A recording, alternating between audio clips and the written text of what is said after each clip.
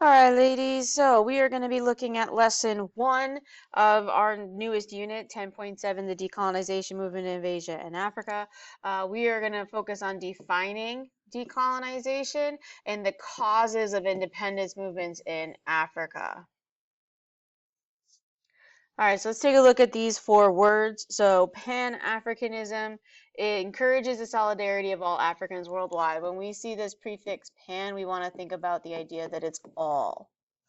Decolonization is the action or process of a state withdrawing from a former colony, leaving it independent. So when we break down this word, we see colonization, which we know is the takeover, and that this prefix D is telling us that it is no more.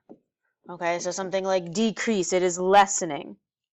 Independent is a state of being free from outside control. Sovereignty is self-rule. Nationalism is strong feelings of support for one's nation. We have talked about this word before, so it is when you love your country.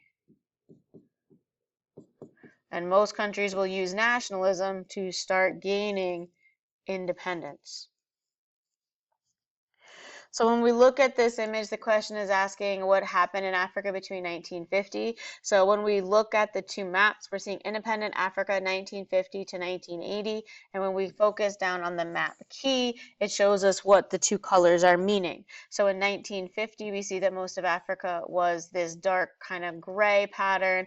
But by the time we get to 1980, most of it is a white pattern. So thinking about this, what's happened, what's changed?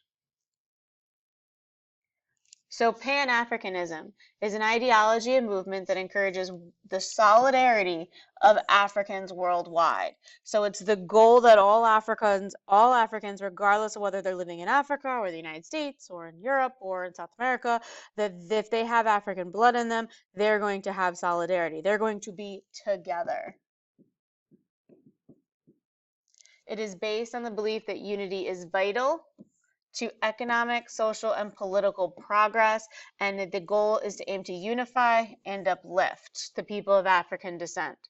Those who support Pan-Africanism believe that all African peoples and countries are intertwined. When we see the word intertwined, we know that it means together, connected. Pan-Africanism was a powerful idea in the mid-1900s that inspired leaders of African independence movements. When we take a look at the flag as you see it here, I know it's in black and white on your notebook, sorry. But what he does is, we have Jomo Kenyatta, the first president of Kenya. He says that black is for the black people. Red shows the blood of an African is the same color as the blood of a European, something that they really wanted to focus on, that Africans and Europeans are not different when you go down to the blood. And then the green is that when we were given this country by God, it was green, fertile, and good. And what he's saying is that initially when African was given Africa, it was green, fertile, and good, and that Europeans have ruined it.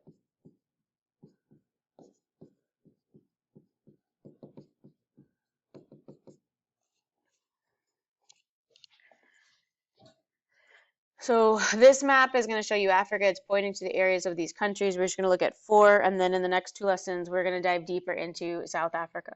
So Algeria fought independence from France in 1954 to 1962. France had promised self-rule during World War I, but by the time they got to World War II in 1945, they had failed to do so. And their leader is Ahmed Ben Bella. We want to remember that Algeria is going to be heavily influenced by the Middle East.